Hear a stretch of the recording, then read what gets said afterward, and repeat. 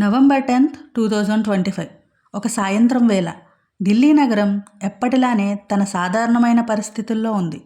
Red fort metro gate దగ్గర traffic lights, horns అన్నీ సాధారణంగానే ఉన్నాయి.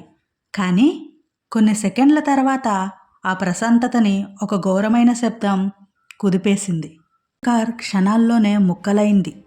పేలుడు ఆ కారులోనే సంభవించింది. పొగ, అగ్నిజ్వాలలు, ప్రజల అరుపులు, పలువురు గాయపడ్డారు, కొందరు ప్రాణాలు కోల్పోయారు. ఎర్రకోట ఎదుట క్షణాలలోనే పోలీస్, అగ్నిమాపక దళం, ఎమర్జెన్సీ టీములు సంఘటనా స్థలానికి చేరుకున్నాయి. ఒక కారు మాత్రమే కాదు, అక్కడ ఉన్న మరికొన్ని వాహనాలు కూడా మంటల్లో చిక్కుకున్నాయి.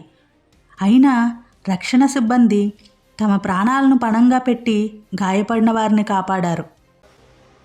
తక్షణమే విచారణ మొదలైంది. పోలీసులు, ఎన్ఐఏ టీంలు అన్నీ క్షణాల్లో విచారణ ప్రారంభించాయి. దేశమంతా ఒక్కసారిగా దిగ్భ్రాంతికి గురి అయింది. ఎర్రకోట వంటి జాతీయ స్థలం దగ్గర ఇలాంటి సంఘటన జరగటం అందరినీ కలిచివేసింది.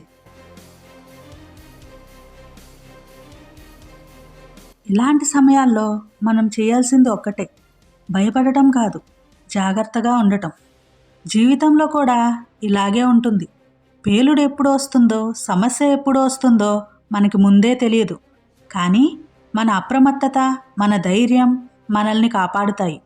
భయం మనల్ని వెనక్కి లాగుతుంది, అప్రమత్తత మనల్ని ముందుకు నడిపిస్తుంది.